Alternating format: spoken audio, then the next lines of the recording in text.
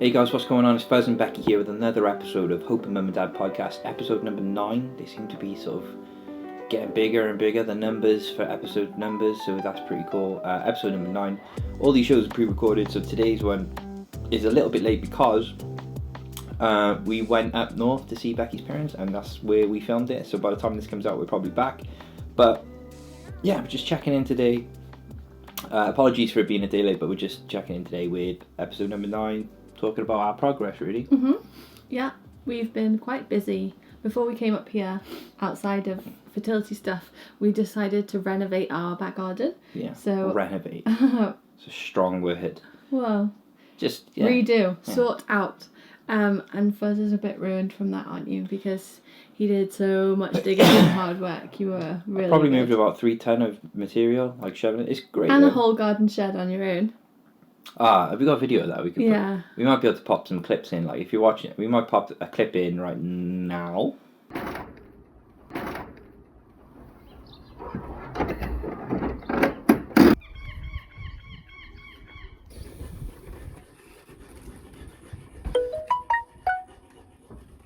Hope you enjoyed that. So if you are stuck and you can't get 3 mates together at the same time to help you move sheds, all you need is 4 IKEA desk legs, some rope, and that dreamer spirit, and you will get it done. Other desk legs may be available.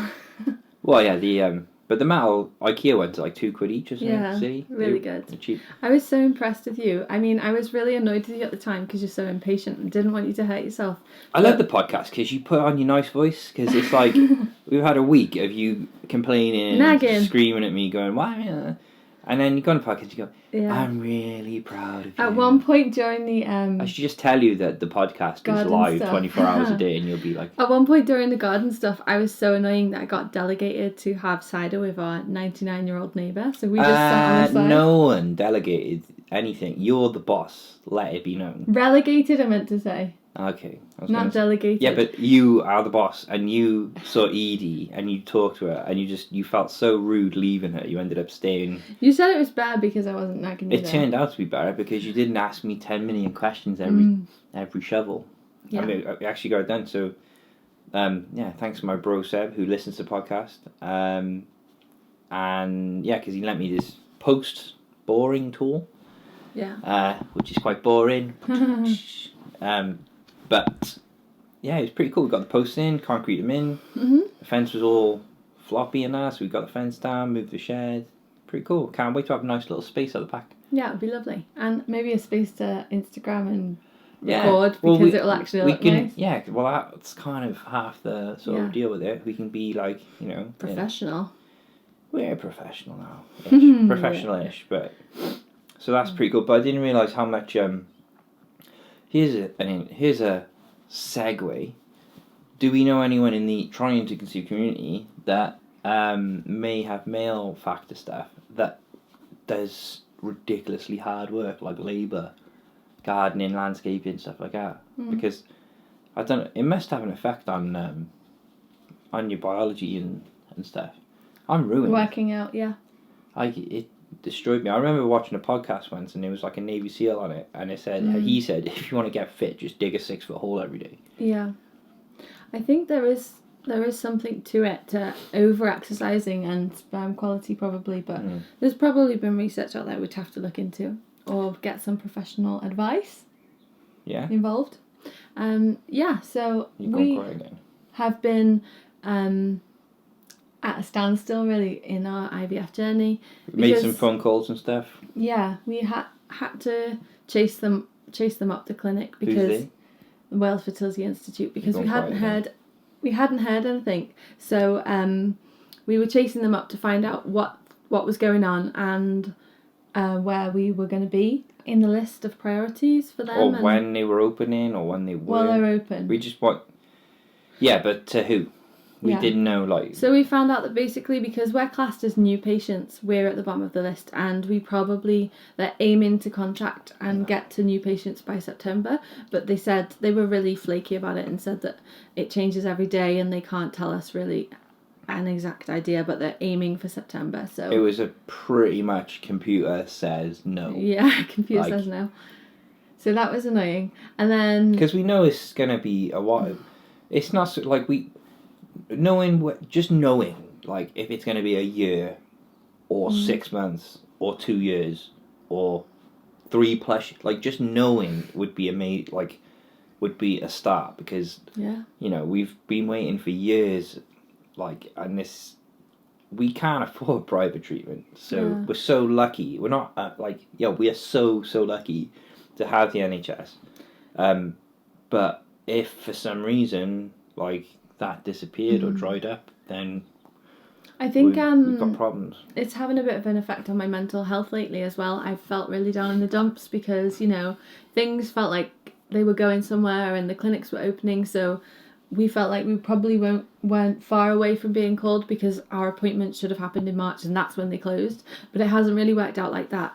And I'm just a bit worried that, you know, if there's a second lockdown and everything closes again, then that pushes it even further away. So it's really a negative mindset. More like a year. Yeah, that could easily be a year. But it's just been getting me down. So I haven't been very involved in Instagram lately, and I haven't really wanted to post. I haven't really been motivated to do or organise anything with the podcast. So apologies in advance that the last 2 episodes have been very all about us, and I haven't had guests organised. But I think as well, and I'm not saying this because it helps, but I genuinely believe that everyone else involved or everyone else in the trying to conceive community does a lot of waiting, and us just venting a little bit and offloading and being like, nothing new to report. It's pretty much like what most people go through all the time. Yeah, and like, definitely. For me, if I heard other people talking about it, I was like, I don't know, it just sort of softens the blow a little bit, knowing that you're not the only one.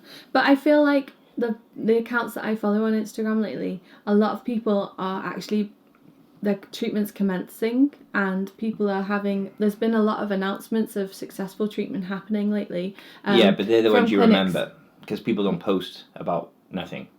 Except us, we post a lot about nothing. Yeah, we do. So we're balancing. So we're at a funny time in the pandemic. But that's a good thing in a way, because if all you see is like, things are moving, success, things are moving, success, things are moving, success. All those people had to do a lot of waiting and hanging around and getting messed around. So.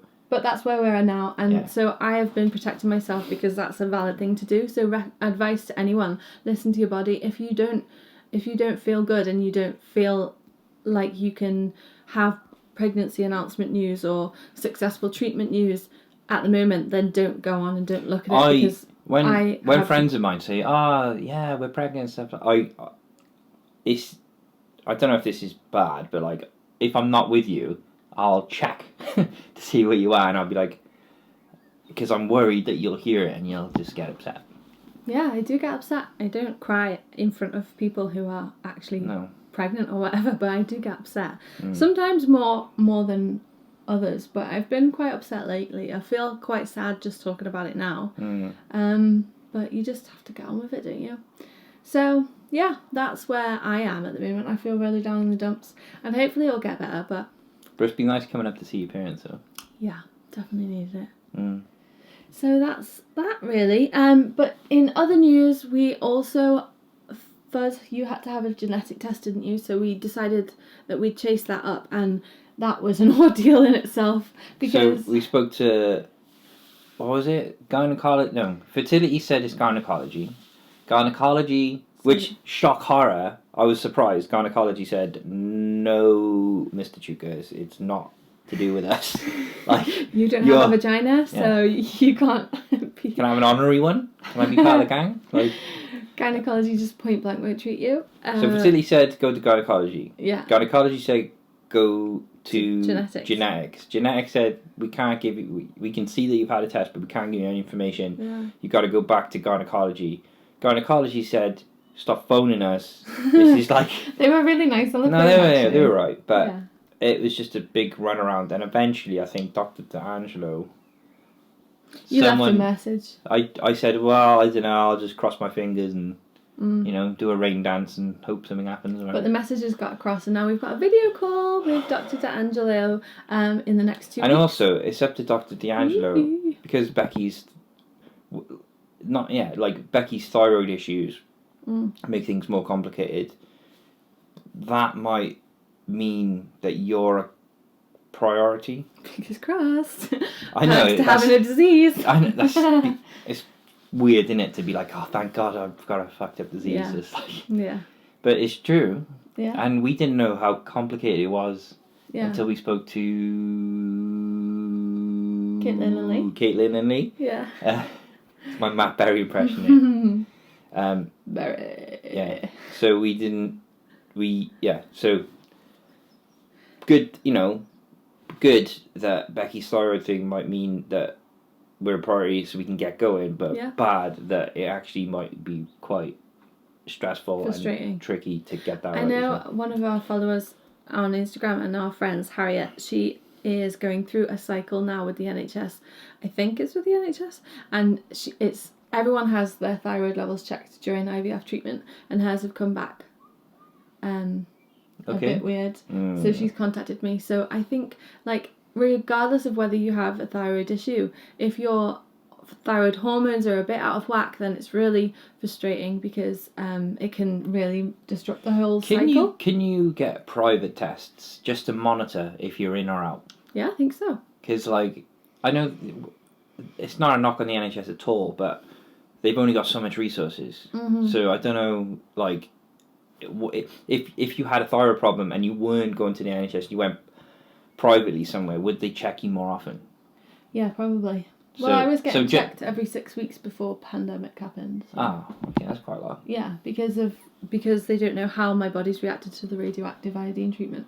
So maybe, I don't know if anyone's listening with thyroid issues or works in the medical profession, but just to take the pressure off the NHS because they might not be able to cope with it at the moment, we could maybe look into getting some blood tests for you just to try and get that lined up and ready to go. Yeah, definitely. So, yeah, we're excited. I think actually after the hassling and the phone call, the appointment came through with Dr. Angela within 2 days. So, we've said, other people have said before. Little lesson for everyone. Pester them. Well, don't pester them. Like, just follow up.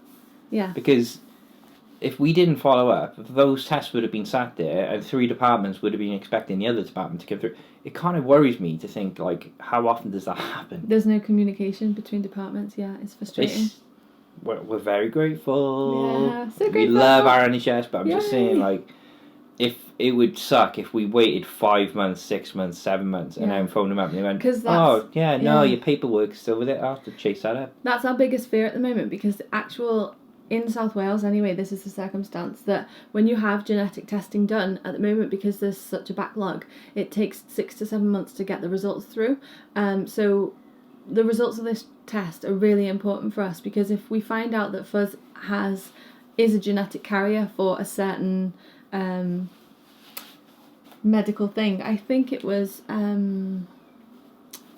I can't remember what it was that Dr. Angela was looking for. But if he is a carrier of that particular gene, then I will also need the medical testing, and that would obviously delay our treatment for another 6 to 7 months. So we are really desperate to get that ball rolling. So after my genetics, I meant to see someone from urology just to check that, like, there's no blockages, because sometimes you can, like, have an infection and then, like, scar tissue and things like that, and that blocks tubes and things like that. So I need to.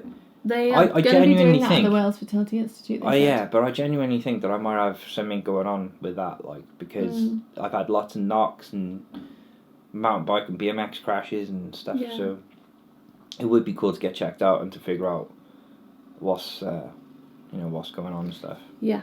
So that's our most recent updates, and fingers crossed we'll have more news for you from following that appointment with Dr. Angela. We can't wait to find out.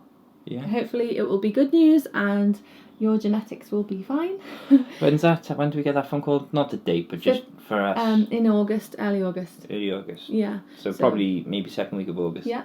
And for future episodes, like I said in last week's episode, I'm going to be speaking to my friend Sarah about her IMI Watch and period poverty and educating women on their menstrual cycles, and Do we know where to find her? I don't know what her Instagram That's is. right. We'll check it in the show notes. We'll check it in the show notes later. Show notes to her website for Amy Watch. And also, I've been speaking to Alice Matthews from Fertility Network UK, and she's been really helpful, and hopefully we'll have her on soon. So watch this space. Yeah, we'll catch you in the next one. Yeah, have a nice day. Bye.